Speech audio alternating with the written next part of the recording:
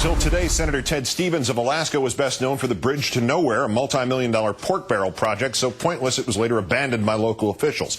But in our fourth story in the countdown, the longest-serving Republican senator now becomes the first sitting U.S. senator in 15 years to be indicted, ushering in a corruption scandal for this election cycle, which includes the senator's own re-election bid. Today, the Justice Department indicted Stevens on 7 counts of failure to disclose. Between 1999 and 2007, he allegedly did not disclose continuing receipts of more than $250,000 in gifts and services. You got to write them down. These were from Vico Corporation, an oil services contractor, and from its then CEO, Bill Allen, including improvements to Senator Stevens' vacation home in Girdwood, Alaska, like a new first floor, a wraparound deck, plumbing, and electrical work, a gas grill, furniture, and tools.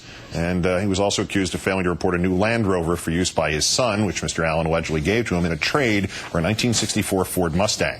The indictment says Vico employees and Mr. Allen were soliciting Stevens for, quote, multiple official actions, knowing that Stevens could and did use his official position and his office on behalf of Vico during the same period. Stevens responding today in a statement reading in part, quote, I have never knowingly submitted a false disclosure form required by law as a U.S. senator. I am innocent of these charges and intend to prove that. The 84-year-old senator will be allowed to turn himself in, but his political challenge may be far less gentle as he faces a GOP primary in August, with the popular mayor of Anchorage, Mark Begich, awaiting him as the likely Democratic challenger in November.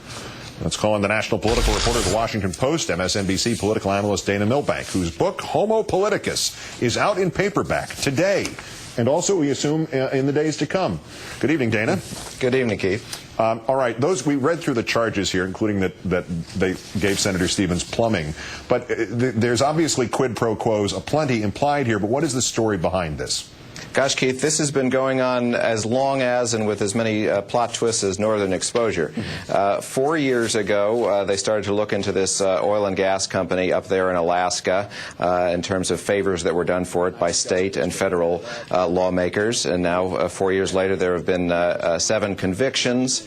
And first, Senator Stevens' son was involved, and then last year, his own home was raided, and that sort of started the drumbeat up until this year. And it has come at a most inopportune time for Senator Stevens and his party. We'll get to the national implications in a moment, but does Stevens now run for re-election, or can somebody else run at this point? Do the Democrats see a possible pickup in Alaska now? Well, he put out a very defiant statement tonight indicating that he does still intend to run. That's something of a nightmare for the Republican Party. At any rate, it may be too late for him to pull his name off the ballot for the primary, which is in August.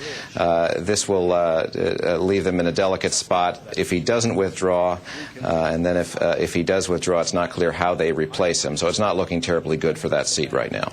If they, Dana, seeded the Senate the way they do a tennis tournament like Wimbledon, where would Stevens be these days? Has he been sort of on the sidelines since that investigation, since that raid last year of his house? Yeah, I think he's sipping a cup of Pimm's and dipping his strawberry in the clotted cream right now. But he wasn't in a terribly strong position in the polls even before this. It was looking like an uphill climb for him, even though he is the longest-serving Republican in the Senate. Now that this indictment has come into place, it really does seem like this may be a bridge to nowhere for him. Of course. Is this of any value to the Democrats nationally? And we've heard from 1,000 different GOP operatives that the GOP was still convinced it lost the midterms 2 years ago over the issue and individual instances of corruption. Well, here's some more GOP corruption. Well, it may not be harmful necessarily to John McCain, who is a very public and longstanding critic of Stevens. Where it's going to hurt them more is in the House and Senate races, where this will be tarnished, particularly if Stevens remains on the ballot, as he, at this moment, appears determined to do. Dana Milbank of the MSNBC and the Washington Post. The book is out today in paperback. Congratulations. It's always a signal day. Thanks a lot, Keith. Take care.